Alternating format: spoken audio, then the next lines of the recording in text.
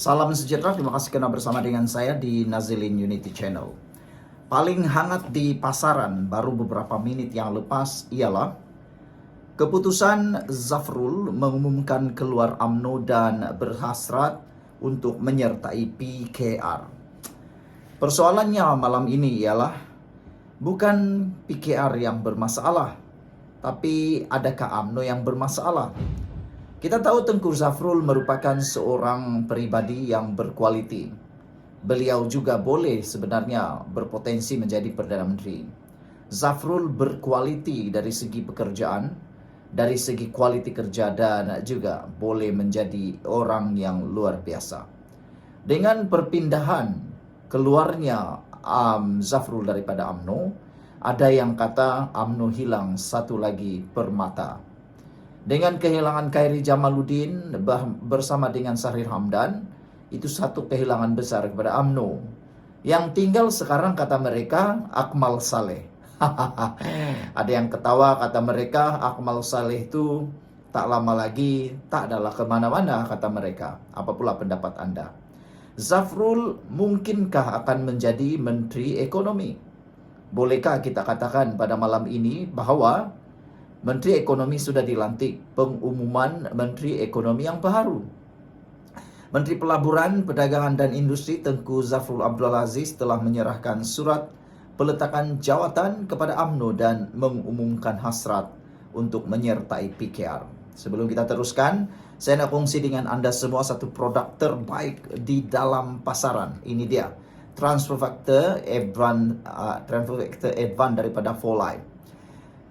Pendekkan cerita, produk ini bukan obat, produk ini kerjanya ialah memulihkan imun badan kita. Memulihkan imun badan kita dan memberikan kekuatan baru kepada imun kita. Selain daripada itu, ia juga mengajar imun kita menjadi bijaksana.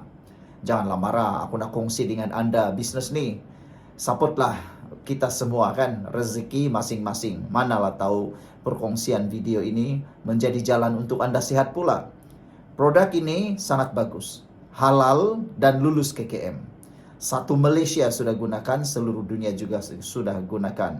Diluluskan melalui kajian saintifik dan lebih penting lagi mampu membantu menyelesaikan semua jenis penyakit. Apa yang menariknya ialah penyakit kita ini berasal daripada karena lemahnya imun kita ataupun terlalu bodohnya imun kita. Dengan adanya produk ini, maka imun badan kita dapat ditingkatkan semula. Imun badan kita yang bodoh itu diperbaiki semula, dijadikan bijak. Jadi apa yang berlaku? Tubuh badan kita sehat. Ubat tidak menyembuhkan. Yang menyembuhkan kita ialah imun badan kita sendiri. Jadi cepat beli produk ini, hubungi saya di nomor yang tertera. Okeylah, terima kasih kerana membantu saya dalam bisnes ini. Pada masa yang sama kita cerita tentang politik pula. Orang kata berpolitik dengan sehat kan itu baik. Saya menggunakan produk ini karena saya juga sangat tertarik dengannya. Oke, baik. Menteri Pelaburan, Perdagangan dan Industri Tengku Zafrul Abdul Aziz telah menyerahkan surat peletakan jawatan kepada UMNO, mengumumkan pula hasrat menyertai PKR. Menerusi hantaran di Facebook malam ini, Zafrul yang merupakan seorang senator berkata, keputusan itu tidak dibuat dengan mudah dan dia telah mendapatkan pandangan serta nasihat daripada rakan-rakan di luar maupun dalam UMNO, termasuk Presiden Parti Ahmad Zahid Hamidi. Pada hari ini saya telah menghantar surat peletakan jawatan saya kepada pucuk pimpinan UMNO. Di dalam surat tersebut saya telah menyatakan keputusan saya untuk meletakkan jawatan sebagai ahli Majlis Kerja Tertinggi UMNO, Ketua UMNO Kota Raja dan ahli UMNO. Pada masa sama, saya telah menyatakan niat untuk menyertai PKR kepada Presiden dan Setiausaha Agung Parti itu. Saya akan mengikuti proses permohonan lazim untuk menjadi ahli PKR, katanya lagi. Tentunya perkara ini kalau Rafizi masih menjadi sebahagian daripada ahli pimpinan tertinggi PKR, pasti saya rasa Rafizi akan menentang. Kerana Rafizi dalam kempennya baru-baru ini dengan keras dan tegas mengatakan bahawa beliau menentang mana-mana cara untuk mengangkat orang luar daripada parti tiba-tiba jadi pemimpin. Lebih teruk lagi, tiba-tiba dicalonkan. Itulah kehebatan dan keberanian Rafizi yang sebenarnya ramai tidak tahu. Jadi, persoalan malam ini mudah sekali. Apakah Tengku Zafrul akan menjadi Menteri Ekonomi yang baru? Dan adakah dengan kemasukan Tengku Zafrul ini akan menguatkan lagi PKR? Dan akan melemahkan lagi pula UMNO? Nah, sama-samalah kita nantikan. Dan paling penting, lebih penting daripada segalanya, Tengku Zafrul perlu menjadi senator sekali lagi, karena tidak lama lagi lantikan beliau sebagai senator akan tamat. Dan paling senang cerita, Tengku Zafrul paling bagus kalau dia jadi ahli parlimen, supaya tidaklah dipertanyakan atau dipersoalkan kelayakan beliau dilantik sebagai menteri jika beliau dilantik sebagai menteri. Jadi spekulasi selama ini yang menjadi tular, yang menjadi bualan, menjadi kabar angin, akhirnya menjadi kenyataan. Kalau dulu ianya hanya kabar angin, hari ini telah menjadi kenyataan. Baiklah saudara, mohon kiranya bantuan pada Anda, tolong kongsikan apa yang saya nyatakan hari ini. Apa yang akan berlaku kepada PKR dan UMNO selepas ini. Sekian dulu, jangan lupa tinggalkan komen Anda. Dan ingat, Transufactor ini bukan obat yang membantu Anda untuk memulihkan kekuatan imun tubuh badan Anda. Produk ini sangat-sangat laris dan luar biasa. Baru saja sebentar tadi, saya bercakap dengan seorang yang ada masalah kegatalan kulit yang melampau. Dia berniat untuk memakannya karena sudah boring dengan penyakit itu, jadi cari ikhtiar yang terbaik. Sekian dulu, kita jumpa lagi. Bye-bye. Salam sejahtera, terima kasih karena bersama dengan saya di Nazilin Unity Channel. Sementara kita bercerita tentang Rafizi Ramli, PKR, Anwar Ibrahim, Kerajaan Perpaduan, bahkan pilihan raya negeri Sabah yang menjelang tiba, dijangkakan pilihan raya Sabah akan dibuat pada bulan Julai ini. Itu dijangkalah. Jangkaan mengatakan bulan Julai ini adalah pilihan raya negeri Sabah. Siapa yang akan menang, semuanya bergantung pada undi Anda. Terkini, Anwar Ibrahim sudah menyatakan kesediaan untuk membantu Sabah. Bahkan terkini juga dengar-dengarnya lah, kita dengar rancangan-rancangan di luar sana, mengatakan bahwa GRS mungkin akan bekerja sama dengan Pakatan Harapan. Tapi ramai juga yang menganggapnya sebagai satu tindakan yang kurang bijak karena mungkin akan menyebabkan GRS tidak mempunyai kerusi. Okelah, apapun pendapat Anda semua. Baiklah, hari ini kita dikejutkan dengan pengumuman SPRM menyita aset harta bernilai 32 juta ringgit dari kediaman Tan Sri. Bayangkan gilanya punya banyak harta bernilai 32 juta ringgit dari kediaman Tan Sri. Ini bukan satu jumlah yang kecil, ini satu jumlah yang besar. Harap-harapnya 32 juta ringgit itu bukan duit atau uang tunai. Kalau dia uang tunai, oi banyak gilo nih. Siapa Tan Sri yang dikatakan ini, kita nak tahu juga lah kan. Oke. Di Kuala Lumpur, pelbagai aset melibatkan tas tangan, barangan kemas, kenderaan mewah, jam tangan, uang tunai. Ada uang tunai disita Suruhanjaya Pencegahan Rasuah Malaysia SPRM. Selain kediaman mewah, keseluruhannya dianggarkan berjumlah 32 juta ringgit dipercayai milik seorang pemegang konsesi Lebuh Raya bergelar Tan Sri. Ia susulan melibatkan penyelewengan dana sukuk pembinaan Lebuh Raya di Lembah Kelang. Nak tanyalah, waktu isu ini ataupun penyelewengan dana sukuk ini, agak-agaknya siapa Perdana Menteri waktu itu? Siapa kerajaan waktu itu? Itu pertanyaan yang bagus. Jangan-jangan ada kaitan lagi dengan pemimpin-pemimpin besar. Ikan-ikan jerung nih. Ini yang betul-betul kita tunggulah. Oke. Tapi sebelum itu jangan kamu marah. Saya kongsikan dulu dengan kamu produk yang saya bisnis sekarang. Produk part time lah kan. Kamu sokong lah. Jangan marah.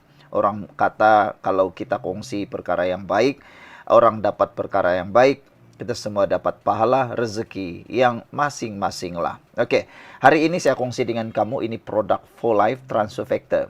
Produk ini adalah produk bukan obat, tapi molekul imun yang membantu molekul imun kita menjadi kuat.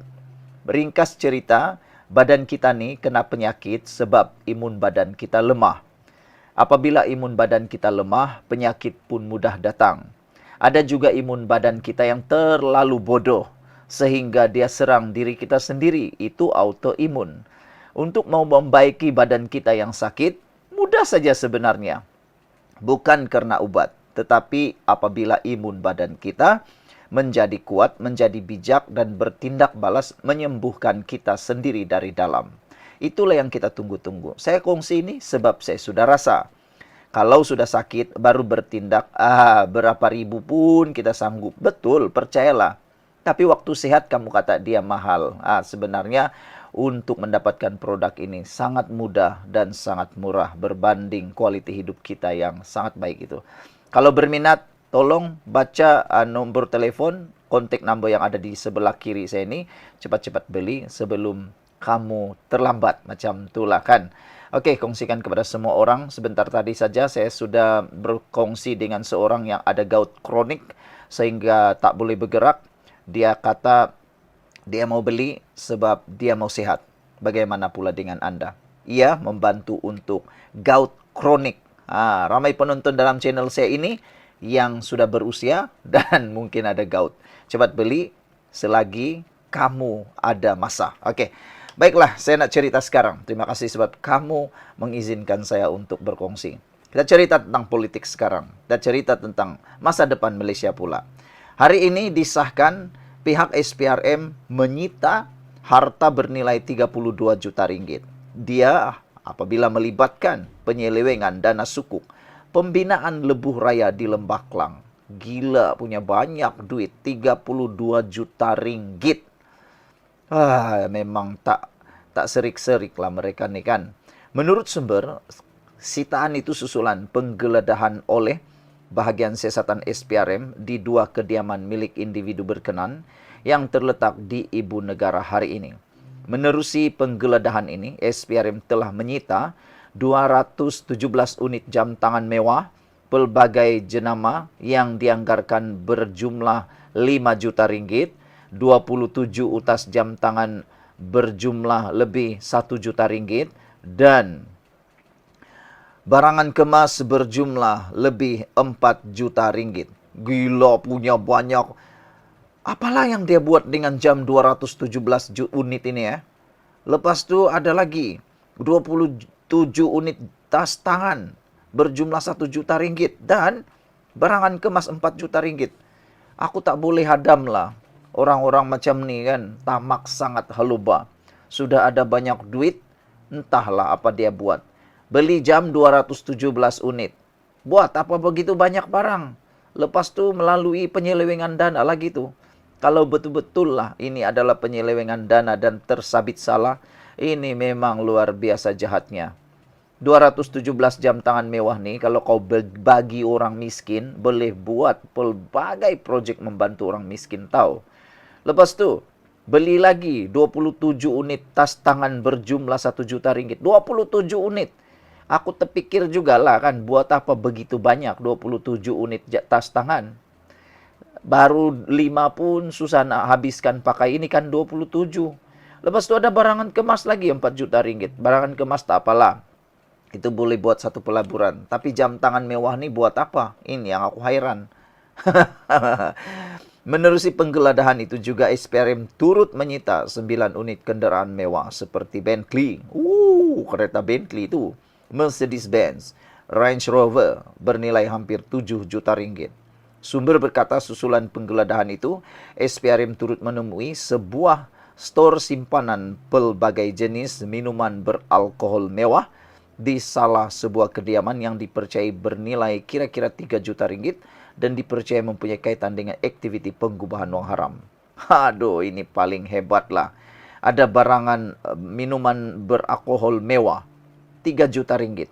Sudahlah beralkohol, arak, 3 juta ringgit lagi.